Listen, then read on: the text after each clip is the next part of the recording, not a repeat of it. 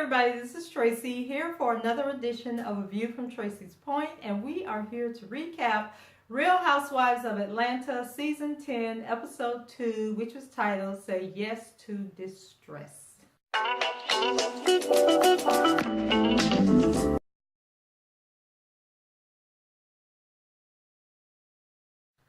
So we open up with Cynthia, and she's a little lonely at her lake house, and she's ready to fall in love again. Now that she's 50, she doesn't want to waste any time getting back on the dating scene.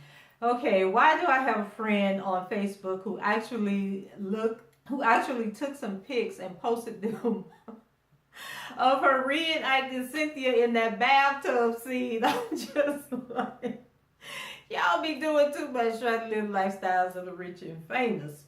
So Cynthia meets a man named Evan for a date, and she shows up at his place, and he got chickens outside. Now that to me probably would have been a sign to turn around and get back in my car. But Cynthia perseveres, and she goes on inside. So then he comes up and he wants to blindfold her. Now I'm thinking, since there are a lot of animals around, she's skeptical, which she has every right to be, but she went with it, I'm sure, because those producers and editors and cameras and crews was there. But had this been a real date and she had actually been alone with no cameras around, she wouldn't let that man blindfold her. No way, no how am I going to be in a place I'm not familiar with and somebody puts blindfolds on me. So when he takes the blindfold off, he reveals that they are actually in his studio, and he wants Cynthia to do a photo shoot. So she thinks it's a little odd for a first date, but he's a photographer, and since she's a model, she decides to go along with it. So after the photo shoot, he surprises her with flowers and a candlelight dinner, and it seems like to be a cute little outing, and Cynthia's impressed, but says that he reminds her of Norbit. Okay, Cynthia, so they discuss the fact that Evan is 29, and she tells him that she wishes he was 10 years older, and it sucks because you're a great guy, but I need to meet your daddy or your uncle because this ain't gonna work, because I'm about not to be your mama boy. So she tells him, basically that the age is a deal breaker, so they toast to having a good mutual friendship. So in a scene with Noelle, Noelle tells Cynthia that she loves Charlotte, where her boyfriend lives. And I was so confused at this point because I thought last season when we saw Noelle was talking about going to college out in California, but she hadn't graduated from high school. And then I was trying to think, okay, did we see Noelle graduate on this show? Like, I can't remember that, and I was asking my daughter, and she was like, well, Mom, I think she's 18 or 19 years old. I said, okay, I'm just going to roll with it because I really don't remember Noelle graduating from high school. Not to say that she didn't and that it wasn't on the show. I just don't remember it. But somehow Noelle then got her little behind to Charlotte and then met some boy and called herself to fell in love. And Cynthia says that she's only comfortable with Noelle having the boyfriend in Charlotte and going to visit him because Peter is there to watch over her. So, once again, what happened to Noelle going to college in California? And how did she end up with the boyfriend in North Carolina and hanging out with Peter? And how is this girl driving to North Carolina? Well, driving from Atlanta to North Carolina by herself. Like, I done missed a part of Noelle's life. I done missed a couple of years of Noelle's life because there is no way my 18 or 19-year-old daughter is about to get in a car and drive across state lines. Because in that 2 state lines she got to go over to get to North Carolina.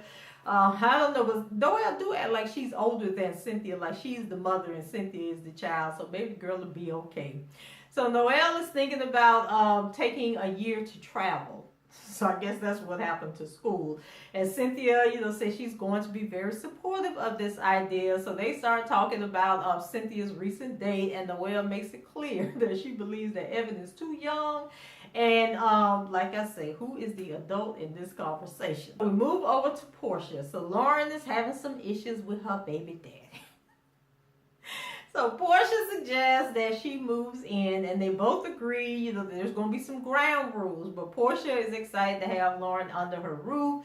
And I'm just thinking this ain't gonna work out. This ain't gonna last too long because Portia already talking to the woman in the kind of way, about her business and stuff. So I don't see how they gonna work together, live together, hang out together. Because we know Portia ain't got no friends on the show right now. So that means that Lauren got to be the best friend, the employee, everything. So I hope y'all don't ruin y'all sisterhood over this show. So Portia shares what went down at Cynthia's party and her confrontation with Nene, and she's convinced that Nene is a backstabber for saying that she would remove Phaedra and Portia from the show when she was on Watch What Happens Live. Okay, let's don't drag this out the entire season. Let's deal with this. Nene apologized and said that you didn't really mean for the girl to be fired, so we can move on from this topic. Portia is officially a baby vegan after watching some show called What the Health. And so she and Lauren get rid of all the meat in the refrigerator. And when she asks if she should freeze her eggs, Lauren tells her to wait because those are Hennessy eggs right now. She got to wait about 6 weeks until she flush her system out and some good healthy juices run into.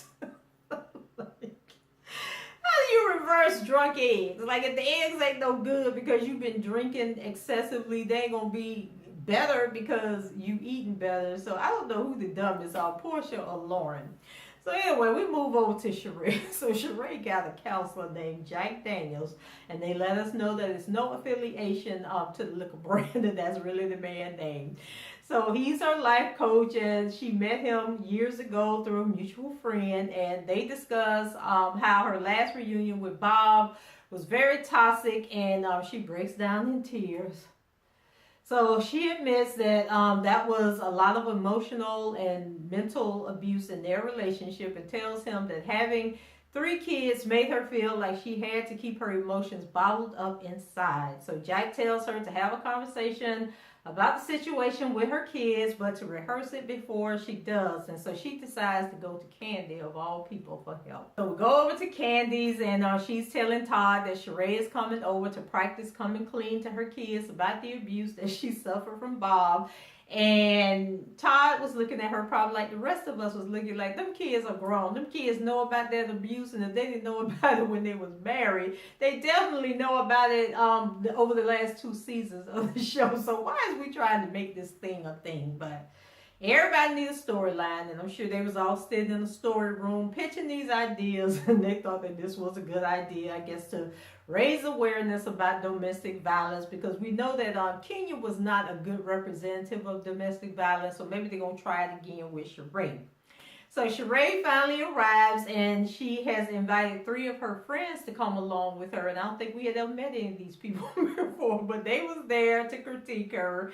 And so Sheree also came with some food, and the bag was, y'all hear me talking about Publix in some of my reviews. Well, Publix is like the grand dame of supermarkets, grocery stores in the southeast. Like if you ain't shopping at Publix, you just ain't eating right. So Sheree pulled out that rotisserie chicken, and I recognized that bag. That was some lemon pepper. It was either lemon pepper or the Mojo rotisserie chicken from Publix Deli. That is some good old chicken. Might go get me one tonight.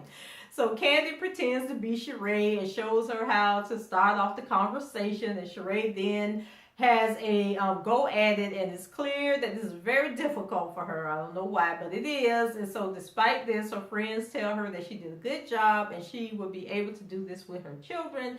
And I must add that Candy may have been the best person to help Sheree do this, because she was like a she led the conversation off good, and she really, spoke to the situation, and she seemed to have been sincere about it. Whereas I think Portia probably would have been laughing, Kenya would have been rolling her eyes, and Nene would have been rolling her eyes and been like, girl, blah, blah, blah, blah, blah. So yeah, Candy was the best choice for this little setup that Sheree had going on.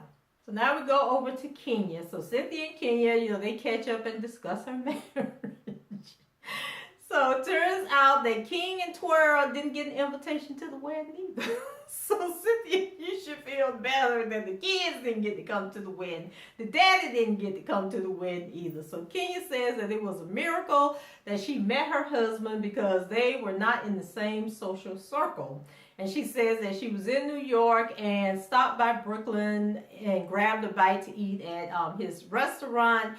And she said that she was with Chef Roble. Y'all remember him? He had the little show, little black guy with the little cooking show. Like, whatever happened to him? He had that one season of his show and then he just disappeared. But somehow Kenya found him and he took her to this restaurant and he worked at the restaurant or something. And that's how she met the guy. But I thought I read in the blogs that this guy doesn't own the restaurant, that he was just an investor in getting the restaurant up and running. So Ken, you need to get your story straight. Like, help us out. Is the blogs got it all mixed up? Because I think people was Googling the restaurant, Googling the about pages on the website, and Kenya Man wasn't mentioned nowhere on there. And then it came out that he was actually like a business investor in these different businesses that she claims that he owns.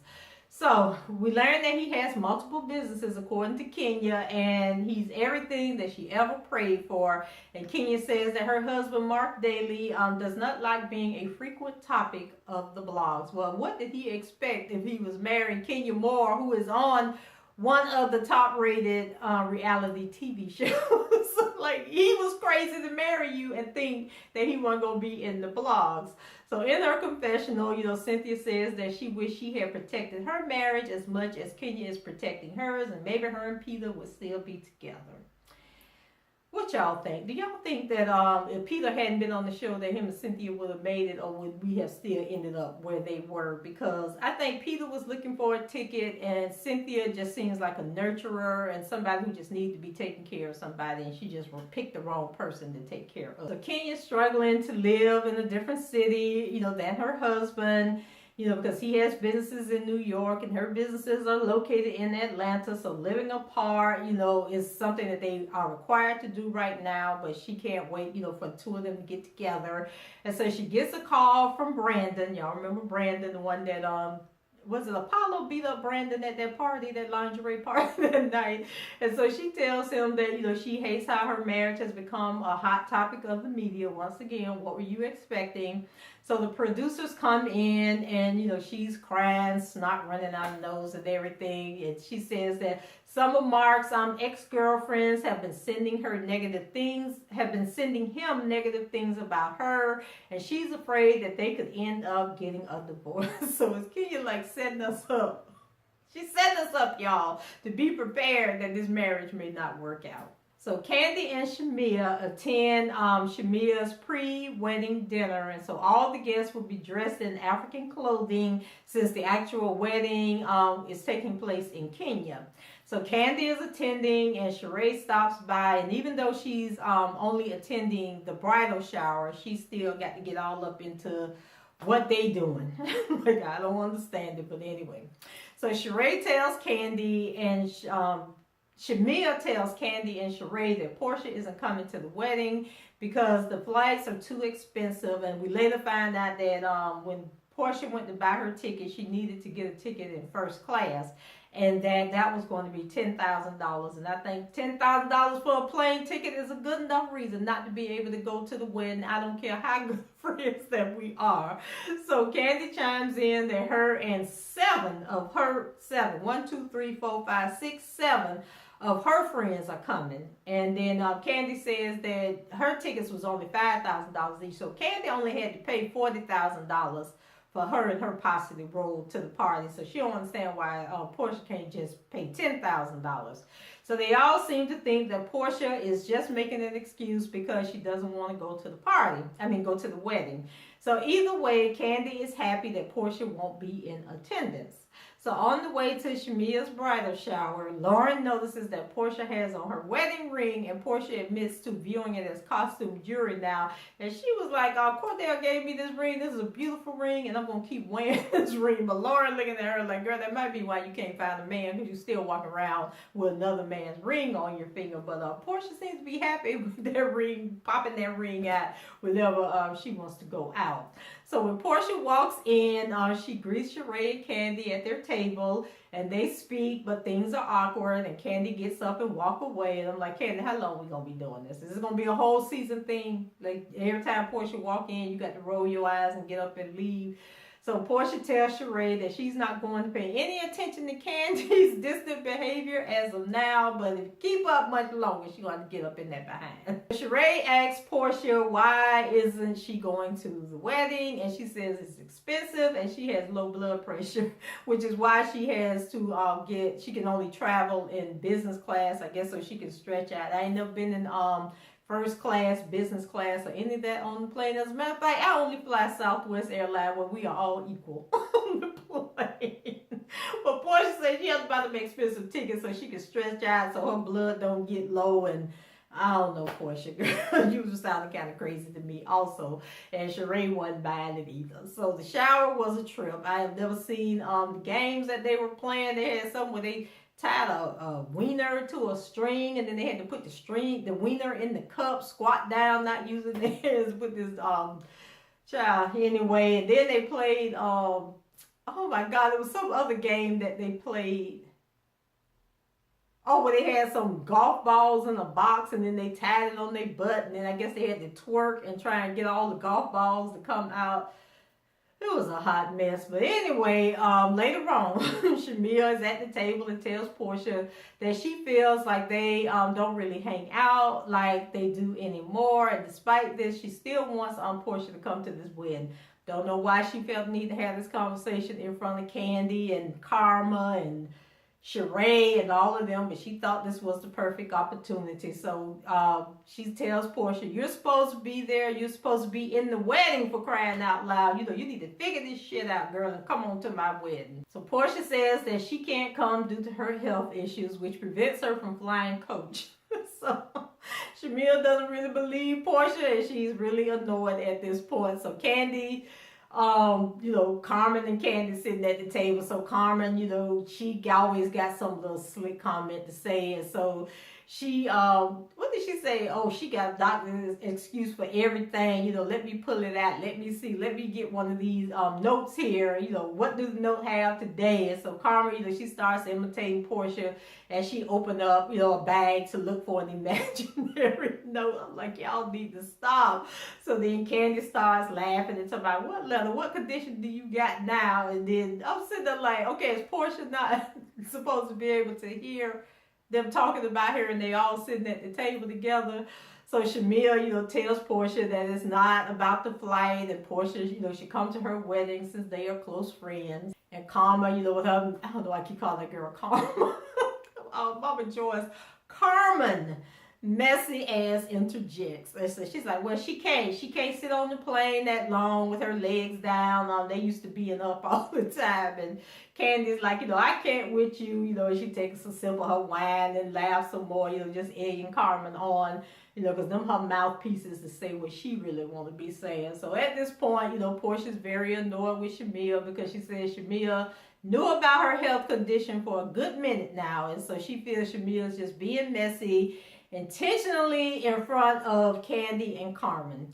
So not too long after, all the ladies decide that it's time to wrap up, their time together. And Portia's completely over the whole thing anyway. And so she walks out, and Shamia follows her to her car. And they argue about their friendship and how Phaedra came between them. And, that's why they're at the place that they're at now. And then after Shamia, feels like the conversation isn't going anywhere, and Portia, shuts down and says that, she's over it. She ain't apologize no more. She ain't talking about this no more, and go kick rocks. And then Laura walks up and says, well, this is all entertaining, but I need to go pick up my baby. So, Shamia, get on out the car so I can get in the car. I mean, she didn't say that. She just said that she had to go pick her baby up. So in their confessional, Portia says that she just feels like it was shady of Shamia to confront her at the table in front of Candy and Carmen, which I agree. So she's not pressed to maintain a friendship with her. And I agree with that. It was just like tykey and petty, and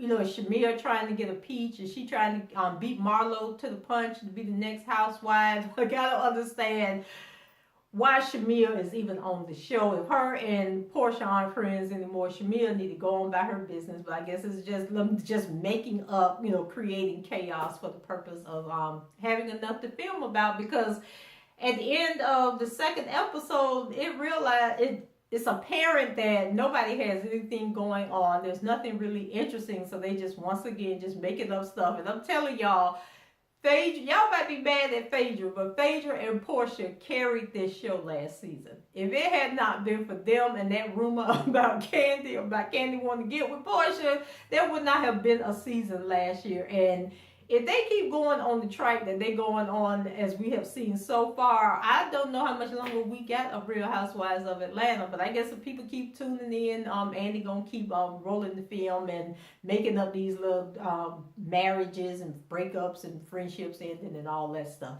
So anyway, guys, that's it for me. What did you think about the episode? Leave your comments below. Rate the video. Subscribe to the channel. And share the video on your social media platforms. And I shall talk to you guys next time. Bye-bye.